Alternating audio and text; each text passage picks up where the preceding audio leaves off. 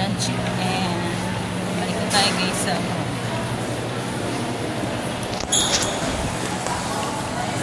What's up chill people? Hi guys, kumusta po kayong lahat? For today's video, nasa airport na po ako ng Jensen kasi ako'y babalik na ng abroad.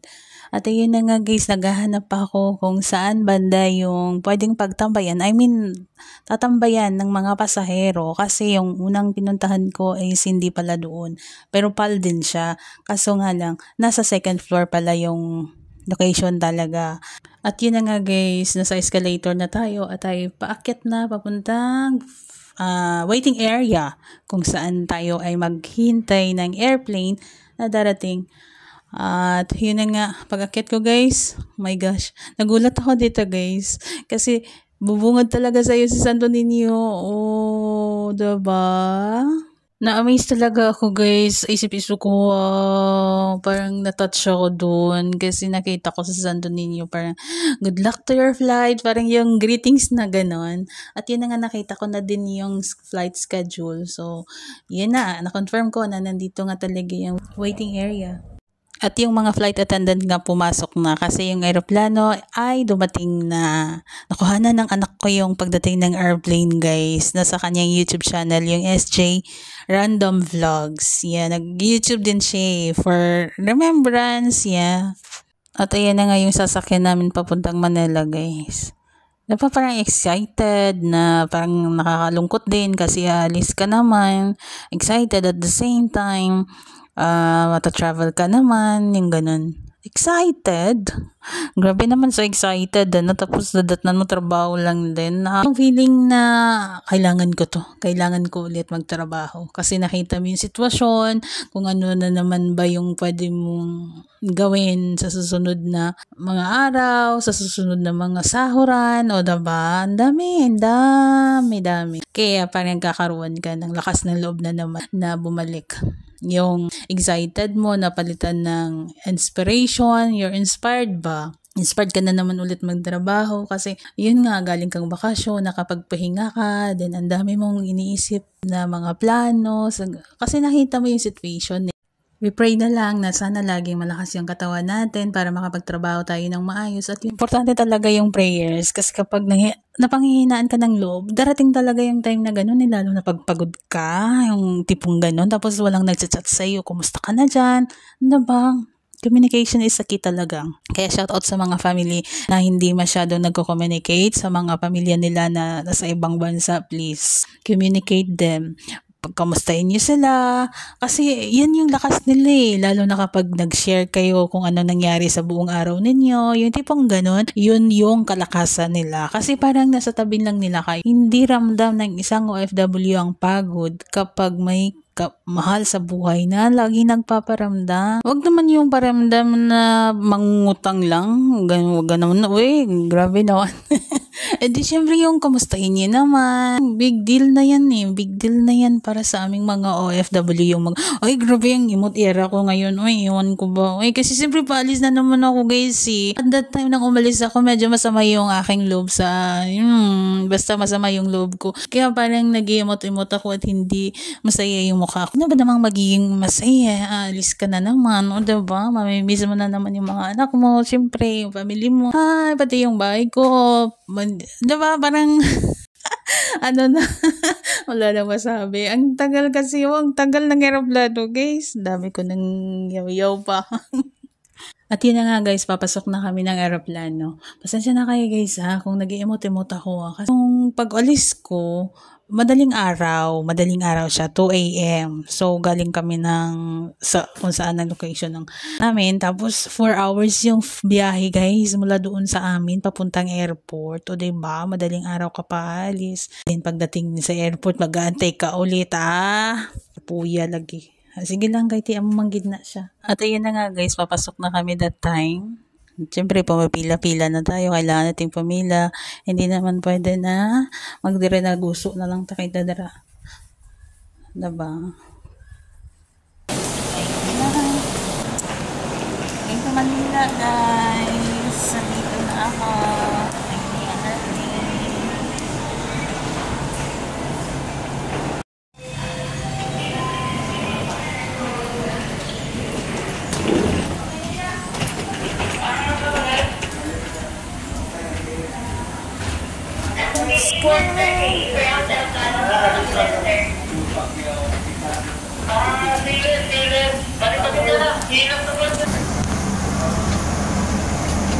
Sa kabila po ka.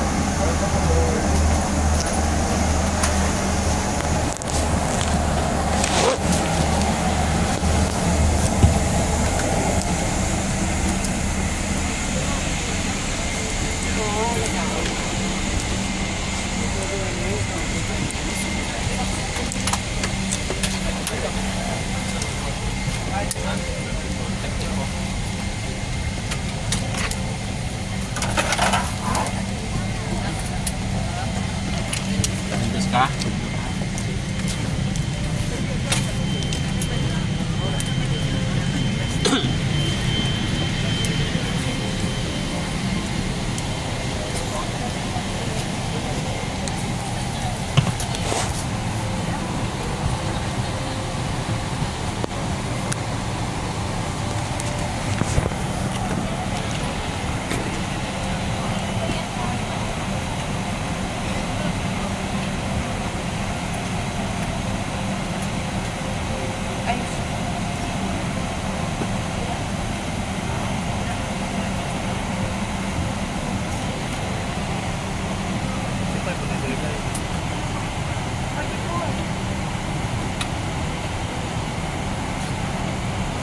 Diri ata 44. Kay 43 diri.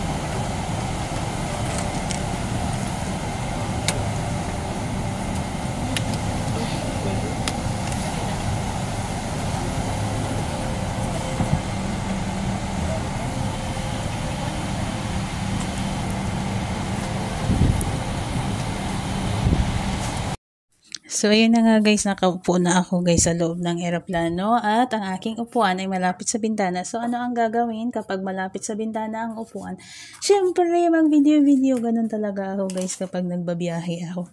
Kumukuha talaga ako ng mga remembrance sa paligid at yun, binabahagi ko din sa inyo. Siyempre, diba? Puro na lang ako siyempre. Wala na akong ibang masabi na word, kundi siyempre. Ganun talaga. Ay. Napo ko kapo yun siya mag voice over Hindi naman kasi ako makasalita pag na-video ako. Ay, mahiya man ako nga magyaw-yaw nga habang video. Ay, di ba parang nakakahiya? Sabihin ng katabi mo, anong ginagawa nito? Para lang baliw yan. O, diba?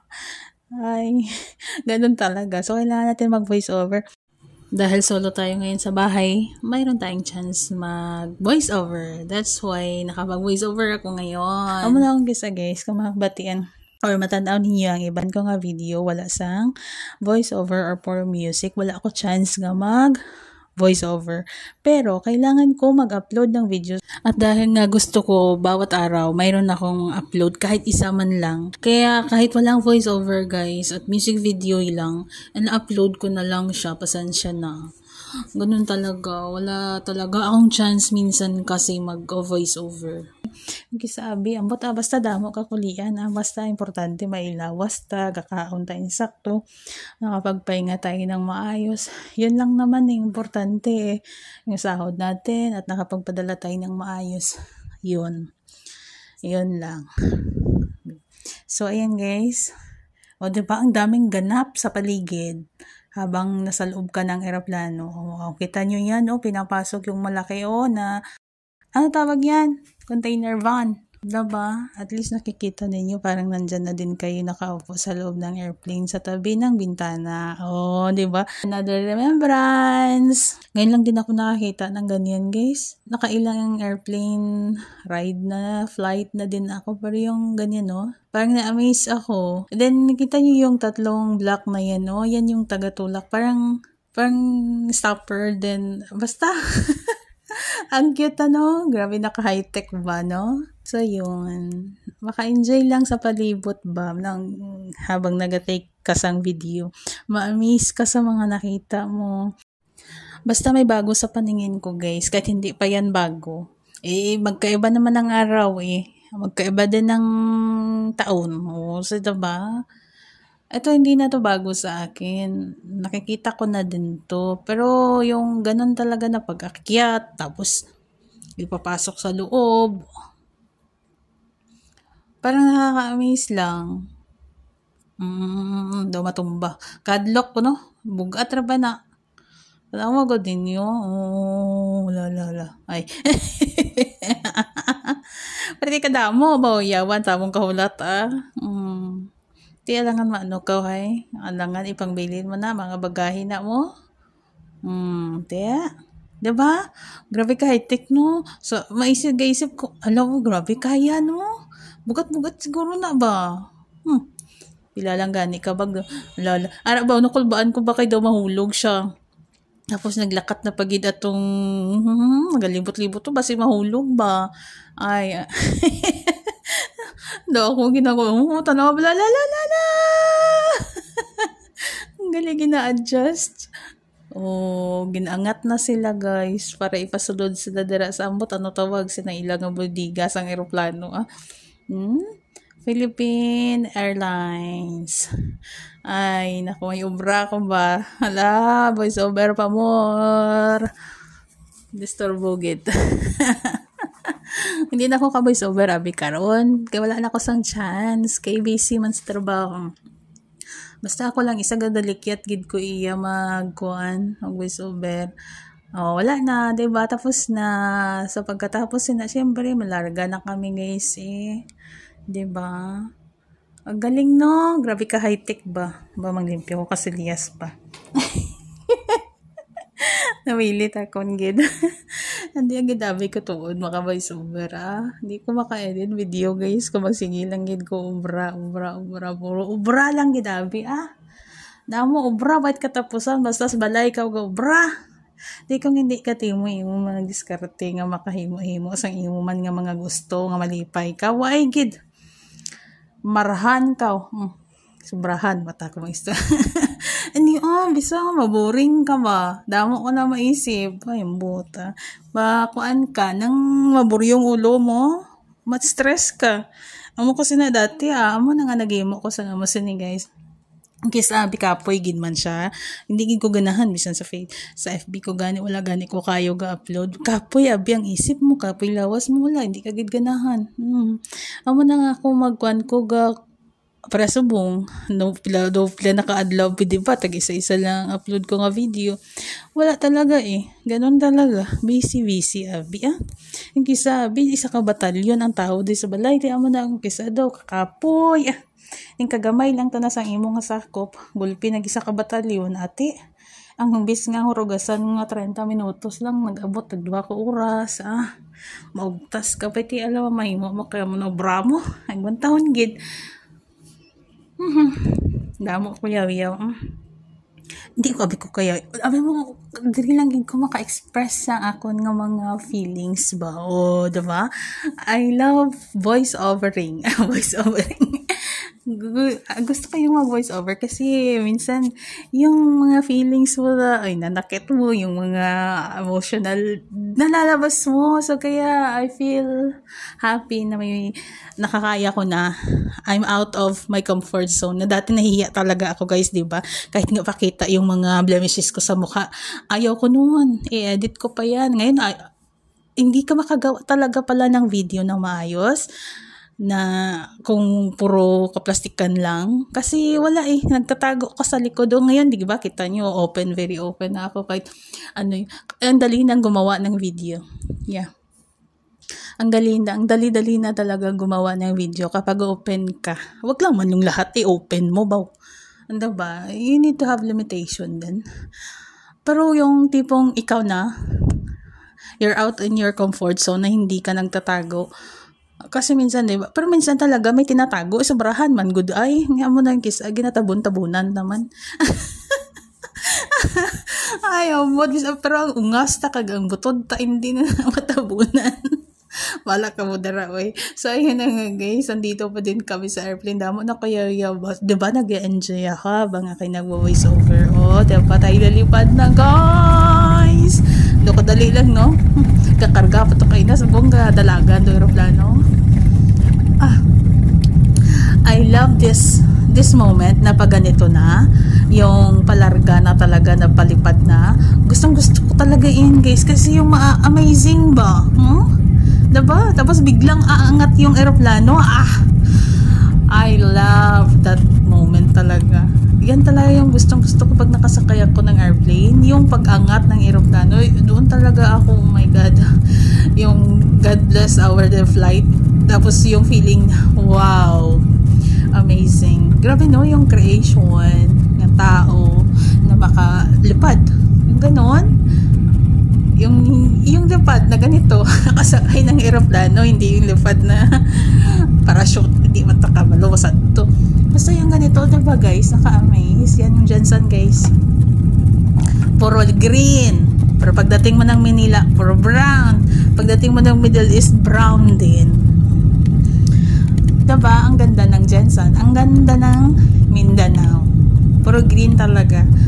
Pag nasa yung papawid ka, may part na gray, may part na, but most of it is green. Yeah. Nung pauwi nga ako, ewan ko kung napanood niyo yung paglapag dyan sa Jensen. Ma-amaze ka ba? Ito I think, ito, masyado ng madaming bahay. Nasa proper siguro ito ng Jensen talaga, no? Ewan ko, basta yun. Pero makumpara mo talaga ba yung sa Manila ka? So yun, dito lang muna guys, may karugtong pa yan.